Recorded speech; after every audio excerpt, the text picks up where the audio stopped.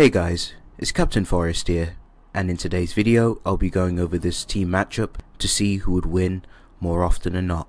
Team Marvel, which consists of Savage Hulk and Standard King Thor, versus Team DC, which consists of Superman and Wonder Woman. The versions I will be using in this video for Wonder Woman and Superman, in terms of what versions, I'll be using the pre-Crisis, post-Crisis, New 52 and Rebirth versions of both these combatants. For Rebirth, I will be including Superman at his best. He's going to include the World Forger feat. I'll get more into that near the end of the video. But anyway, if you guys are new to my channel, please like, comment and subscribe. Shoutouts to the Coffee Shop gang, their links will be in the description. And shoutouts to the HQ squad, of course. Shoutouts to Korin, he's been a big help, and Benjamin and KKrimbus, big shouts to them. Their links will be in the description. Also, if you guys would like to support me, Cash App, Coffee link, Patreon, all in the description. I appreciate all your support, and without further ado, let's get right into the meat and potatoes of things. So starting off with the attack potency for Thor and Hulk. So both combatants should easily have high hyperversal plus to outerversal scaling. We've seen Thor and the help of other Thors hold back the collapse of countless dimensions/universes. Depending on how you scale Marvel, this feat would range around high hyperversal plus to outer. A singular universe has infinite realities inside of it. This is stated by Atu, the Watcher himself, who watches over all realities. What I've said about universes would also apply to the infinite uncountable higher dimensions. Infinity stacked on top of infinite and infinite amount of times. It's always expanding and increasing greater infinitely. Doctor Strange talks about these things called Alephs, which is basically just one set of infinity and then on to the next set of infinity. Now, going more in depth, Aleph 0 in simple terms is countably infinite. Aleph 1 starts the first uncountably infinite. The gap between Aleph 0 and 1 is inaccessible. This goes for 1 to 2 as well as so on and so forth. Aleph 0 would equate to high hyper. This would be the infinity of universes, while the multiverse itself is an Aleph transfinite number larger than infinity of universes. Aleph 1 would equate to high hyperversal plus, or low outer or outerversal, depending on which tiering system you use. So depending on your interpretation, you can get King Thor and Hulk very high in this tier. Now, as for Hulk, he's consistently been able to fight Thor, and they've both been at it. They've both been able to hurt and damage each other. This would also add on some consistency for Hulk. This would also put him on that level. There's another occasion where Hulk was able to damage and fight Hyperion, and Hyperion himself was able to survive the collapse of two universes. And as I mentioned already, these universes in Marvel are high hyper plus structures, which would mean in this context behind the Hyperion feat, it's actually a lot more impressive than what it would appear at face value. So if you just ignore context, if you ignore cosmology and you don't include any of the impressive context behind the scaling, this would literally only be like low multiversal or multi plus. But because there's context behind how these universes work in Marvel, this feat is actually very impressive than it actually leads on to. That's going to round up AP, both high hyperversal plus to outerversal or low outer. Now, moving on to speed, both combatants have good immeasurable speed. Thor is able to time travel with his raw speed alone, and Thor is able to tag Silver Surfer, who can also do the same thing. He's able to time travel with his raw speed alone, and Hulk himself can react to Thor, and Hulk has also demonstrated to react and solo a lot of the X-Men characters during the World War Hulk event and in many other iterations and runs. This is impressive because some of these characters have demonstrated to move inside limbo, which is a realm beyond the boundaries and concepts of space and time and nature's law, as the realm is transcendental. Evil and laws of normal time and space do not apply to limbo, as it's beyond the concepts of time and space. So in fact, if you want to take this feat more higher in terms of speed. You could even argue both Hulk and Thor having irrelevant speed at best. As I've mentioned before, Hulk has been able to scrap with the X-Men. They all can move in limbo, especially the New Mutants. Thor himself was able to travel inside of limbo as well, just fine.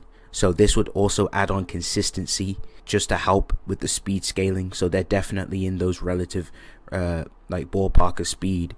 So at best you could even argue relevant, or just, if you want to stay on the safe side, immeasurable speed is there too. So that's going to round up their stats. I'm going to go ahead and get right into the meat and potatoes of things with Team DC. So let's talk about Wonder Woman and Superman. So for pre-Crisis and post-Crisis, both should be around Multiversal Plus. Wonder Woman has scrapped and damaged Superman. Superman himself has demonstrated some impressive feats, such as in post-Crisis and pre-Crisis. There were two Supermen who were able to scrap and stalemate each other, and their fight was affecting the full-on 11th dimensional structure. In this context, this would pretty much equate to high complex multiversal plus. There are more multiversal plus feats, such as Superman going up against Dominus, who has control over infinite multiverses. Superboy, who's literally a way weaker Superman, damages him and tanked attacks from him. Now moving on to New 52, they're both universal plus.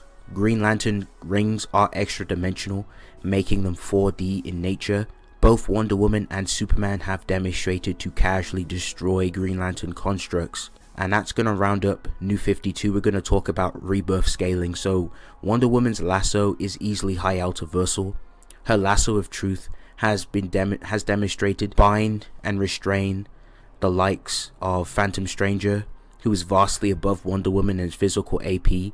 Not even the anti-monitors are able to gauge the Phantom Stranger's power. That's how powerful he is.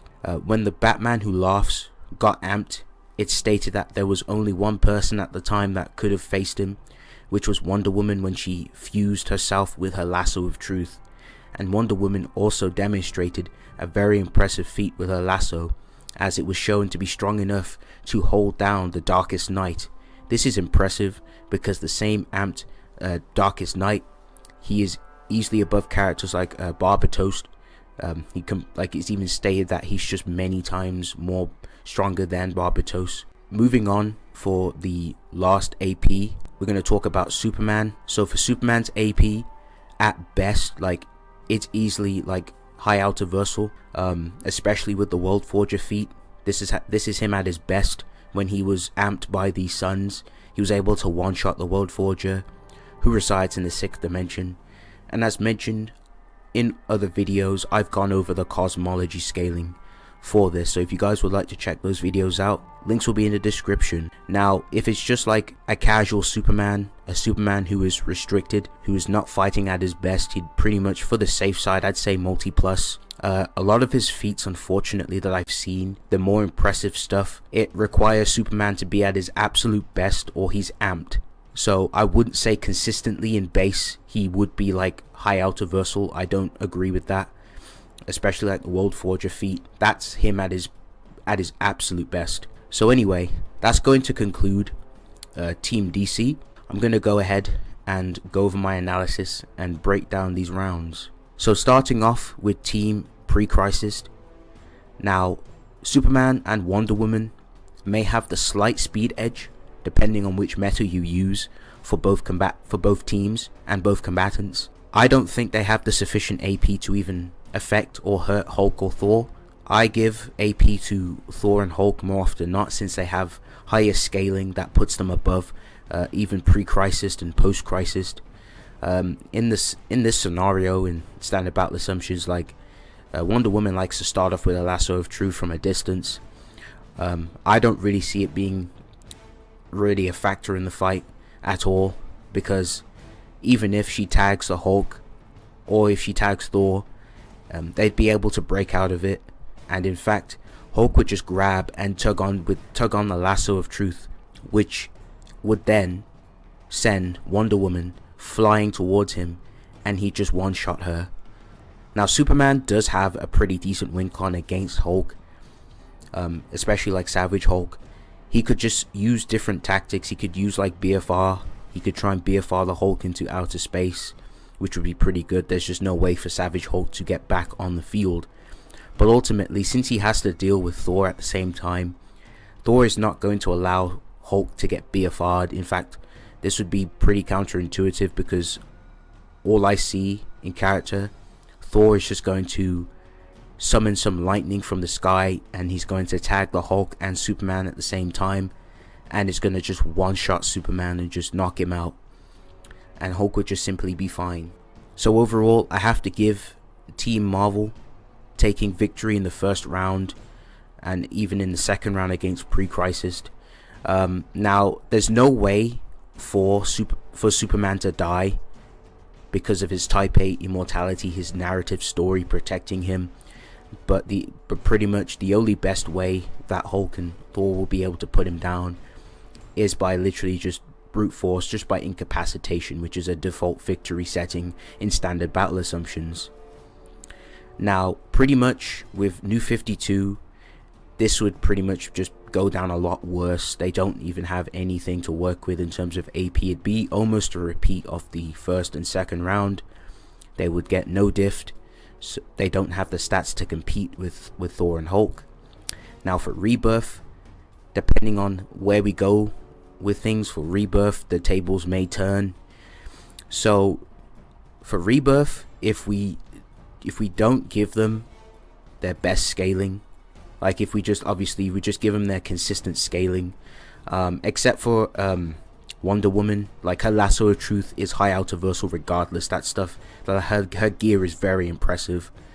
So her gear would be fine. That would probably be her greatest advantage in this fight, is her gear. She could take victory if she tags Thor or Hulk with her lasso of truth. There's no way they're breaking out of it, because she just has the AP. Her lasso has the AP to put them down if they're not careful. So you could argue that like even in base she could take victory, but if it's just like Rebirth Superman, like I think he'd get like one-shotted if you only include just the standard consistent like base scaling for him, if you don't include the World Forger stuff.